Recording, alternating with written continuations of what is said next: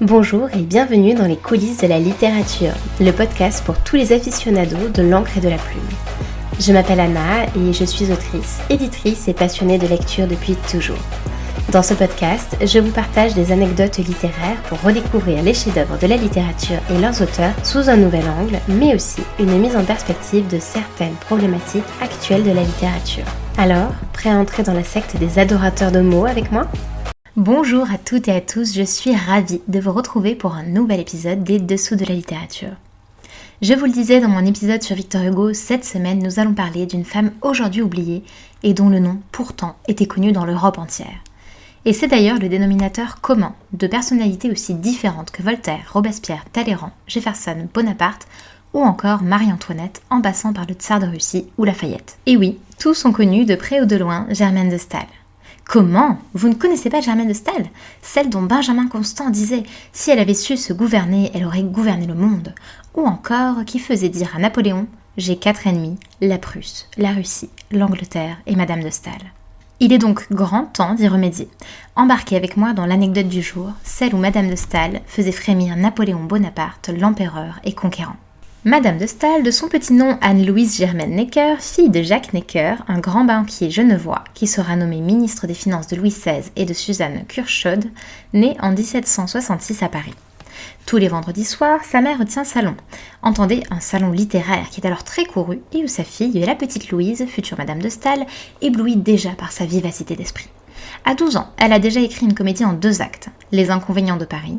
Elle est éprise des vers de Shakespeare et elle rencontre Voltaire. Diderot vient chaque vendredi au salon, tout comme Buffon ou Beaumarchais. En 1786, elle épouse le baron Erik de Staël-Holstein, un aristocrate suédois. Le soir de son mariage, elle décide de changer de nom et de devenir Germaine de Staël. Bon, ce mariage sera un fiasco, son époux était insipide et sans esprit, d'après ses propres mots à elle, contrairement à Germaine, qui est vive et fascinante dans sa conversation. Et d'ailleurs, comme je vous le disais, elle sera surnommée plusieurs fois femme la plus intelligente d'Europe à son époque. Dès son mariage, donc, Germaine de Staël prend la relève de sa mère et tient désormais le salon à sa place, rue du Bac, à Paris.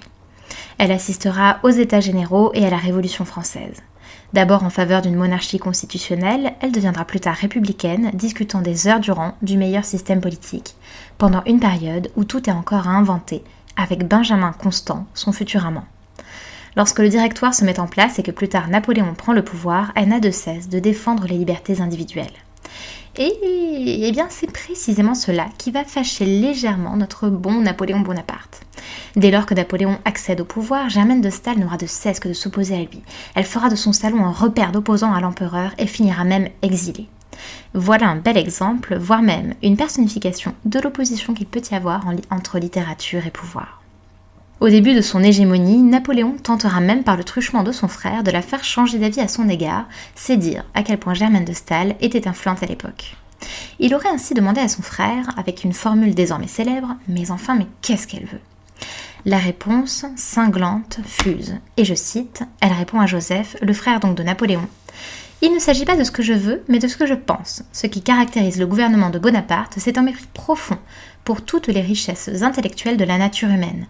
Vertu, dignité de l'âge, religion, enthousiasme. Il voudrait réduire l'homme à la force et à la ruse et désigner tout le reste sous le nom de bêtise ou de folie.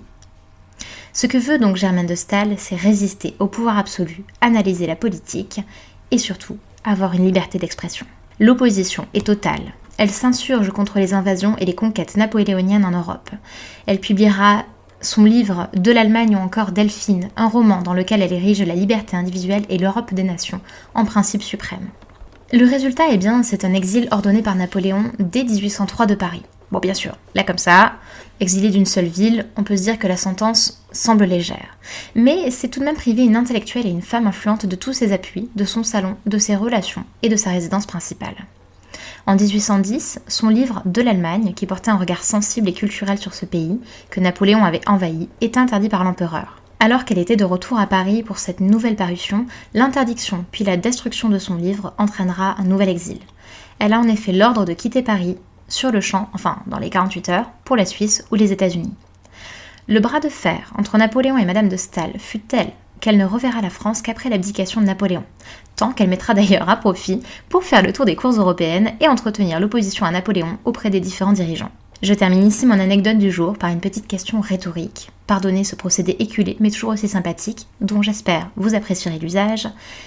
Deux points, ouvrez les guillemets, mais qui a dit que les mots n'avaient pas de pouvoir? Fermez les guillemets et surtout à la semaine prochaine pour un nouvel épisode des Dessous de la littérature. Les Dessous de la littérature, c'est tout pour aujourd'hui. On se retrouve la semaine prochaine et surtout n'oublie pas de t'abonner pour recevoir tous les derniers épisodes. À bientôt!